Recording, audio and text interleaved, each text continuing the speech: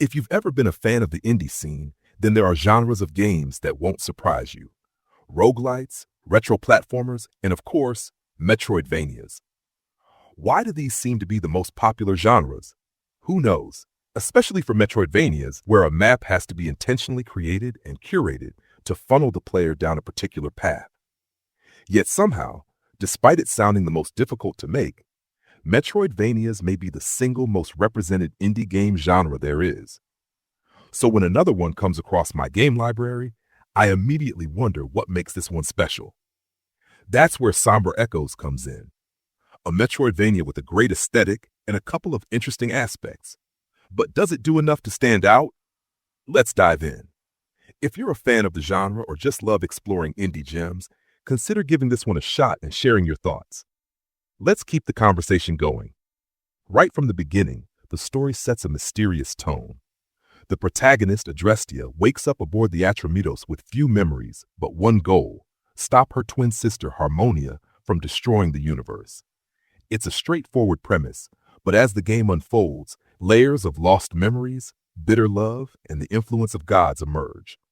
The world blends horror, sci-fi, and Greek mythology in a way that feels distinct, even featuring well-known mythological names like Hephaestus and Hermes. While their presence is more in name than in narrative depth, the overarching story remains engaging. It leans into a bleak, almost hopeless atmosphere, and with 4 different endings, there's a bit of replay value. Since the main game is about 4 hours long, seeing them all doesn't feel like a grind. One drawback is how the story is presented. Characters interact with minimal animation while a narrator drives the exposition, which, while a step above static stills, doesn't do much to elevate the experience.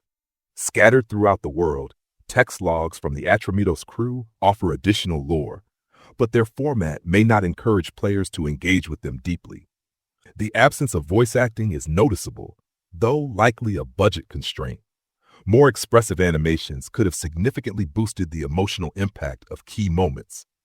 While these elements don't ruin the story, they do hold it back from being as immersive as it could be. When it comes to gameplay, Metroidvanias often shine through their unique mechanics, whether it's dimension swapping, enemy power stealing, or fluid movement abilities. Somber Echoes takes the movement approach, granting Adrestia the ability to turn into a ball of light and dash freely. At first, this ability is mainly for reaching high platforms and navigating tight spaces, but as the game progresses, it becomes more versatile. Zipping across electrical panels as a glowing sphere remains satisfying even after repeated use. The level design encourages experimentation, with verticality playing a big role in traversal. Secrets and hidden paths reward those willing to test their movement skills, keeping exploration engaging. As for combat, it's fast-paced and punishing if you're not paying attention. Adrestia wields a variety of weapons, swords, axes, and spears, all of which can be upgraded with materials found throughout the world. Defensive mechanics like blocking and parrying add a layer of depth, and even projectile deflections are possible with a well-timed sword strike. Encounters, especially in tight corridors, demand quick reflexes and strategic positioning. While the combat doesn't necessarily redefine the genre, it's well executed, and battles never overstay their welcome. Even boss fights, which could have easily dragged, maintain a balanced pace. Aesthetically, the world of Somber Echoes is visually diverse. The Atramitos isn't just a generic spaceship. It features various environments from cold, mechanical corridors to lush, overgrown biomes and regal halls adorned with marble and statues. This fusion of Greek mythology and sci-fi is well realized and adds to the game's unique identity.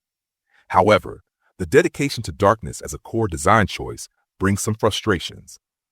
While the horror aesthetic benefits from the moody atmosphere, the dark color palette sometimes makes it difficult to distinguish enemies from the background. This becomes particularly problematic in areas where quick reactions are required, forcing unnecessary slowdowns. For a game that emphasizes speed and movement, these visibility issues can be a frustrating drawback. That said, the creature designs successfully sell the horror theme. From grotesque flesh spiders to unsettling floating eyes and other monstrosities, the enemies feel appropriately eerie. Their unsettling presence aligns well with the game's narrative, reinforcing the sense of dread. The character designs outside of Adrestia are serviceable, though none stand out as particularly memorable. Complementing the visuals, the soundtrack blends electronic and orchestral elements to match the fusion of mythology and technology. Ambient tracks set an atmospheric tone, while more intense moments lean into orchestral arrangements. While effective, the latter could have benefited from a stronger integration of the game's signature blend of styles. The sound design itself is solid, with environmental audio cues enhancing immersion, footsteps echoing appropriately, monstrous groans filling corridors, and combat impacts feeling weighty. The only oddity is the sword's sound effect, which lacks the sharpness expected from a blade, instead resembling a blunt impact. At the end of the day, Somber Echoes is a good game, but not a groundbreaking one. It does a lot right, an interesting setting, a solid movement gimmick, and engaging combat, but it doesn't necessarily excel in any one area. The story, while intriguing, is held back by its presentation. The gameplay is enjoyable but not revolutionary. The visuals are striking but occasionally work against the player. If you've been looking forward to this game, you likely won't be disappointed. If you're a Metroidvania enthusiast, it's worth checking out.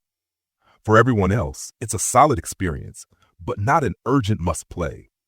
Still, if you decide to dive in, there's a good chance you'll find something to appreciate. Let me know what you think. Have you played Somber Echoes? What's your favorite Metroidvania? May your adventures be filled with epic quests and legendary victories. This version removes the headings